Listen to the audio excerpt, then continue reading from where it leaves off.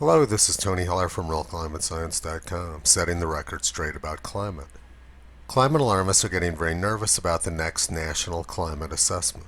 I've done numerous videos exposing the fraud in the last version of the National Climate Assessment.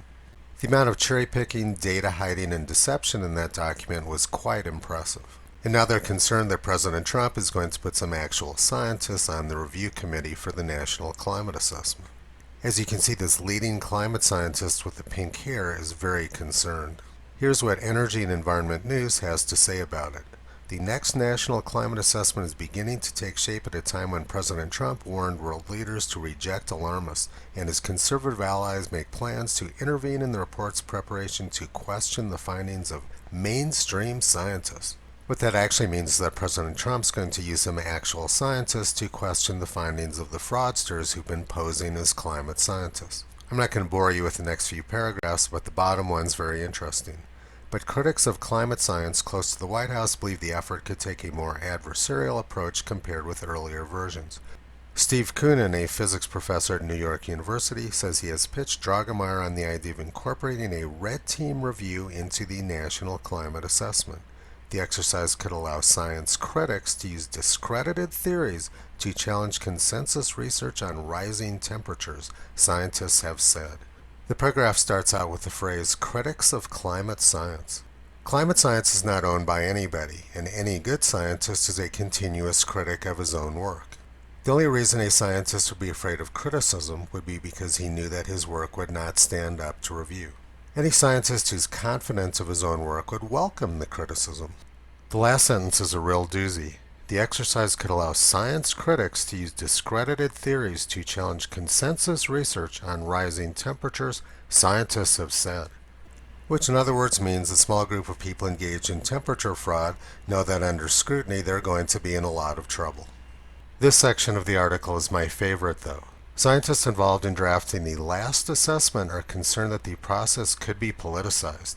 The notion of having two teams, one red and one blue, argue over the science is inherently political, said Katherine Hayhoe, a climate scientist at Texas Tech University and a lead author of the fourth assessment. There is no blue team. The entire premise is based on a straw man, and the straw man is that a thermometer gives you a different answer depending on how you vote, she said. The whole argument is based on an absolute fallacy that somehow science is different when you look at it through different lenses and it gives you different answers. Now let's look at who Katherine Hayhoe actually is. She's a professor of political science in the Department of Political Science at Texas Tech University. She loves hanging out with politicians and movie stars, and her work has been completely corrupted by politics. I've documented her fraudulent behavior in many videos and blog posts. She's well aware of who I am. She's made comments on my blog, and everyone on Twitter who interacts with me, she blocks.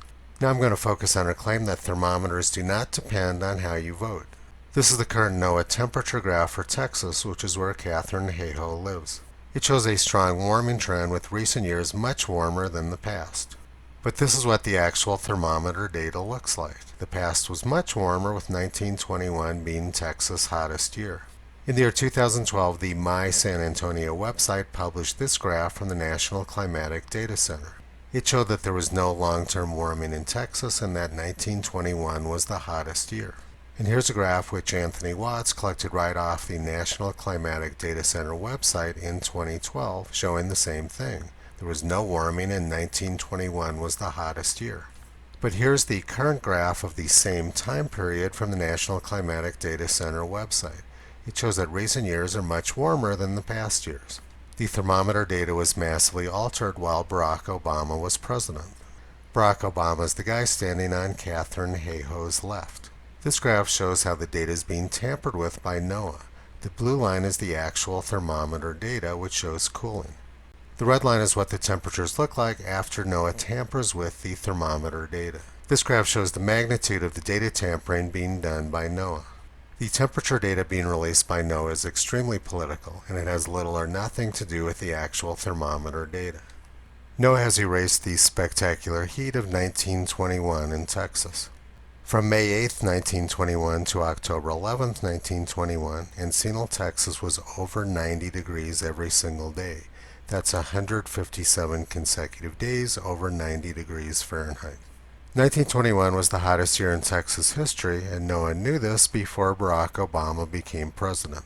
But because of the interference of politics, the data was changed. The heat of the past in Texas disappeared. And this is what happens when political scientists pass themselves off as being actual scientists.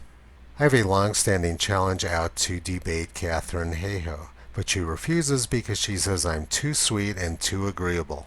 Well, I am very agreeable, but the real reason she won't debate me is because she knows that I would expose the fraud and junk science which she's been engaged in. She accuses other people doing exactly what she does, which is politicizing the science. What President Trump wants to do is to depoliticize the science and restore the temperature graphs back to what the thermometers actually show. Accusing other people of doing exactly what they're doing is standard operating procedure for climate alarmists.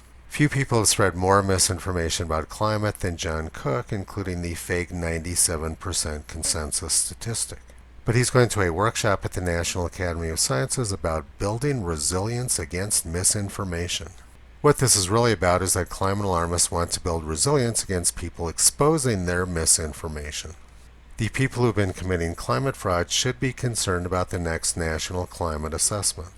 Because under the leadership of President Trump, it's very likely that the climate fraudsters will be exposed. Visit Toto on the web at realclimatescience.com. He's been pulling back the curtain on junk science and propaganda for a long time.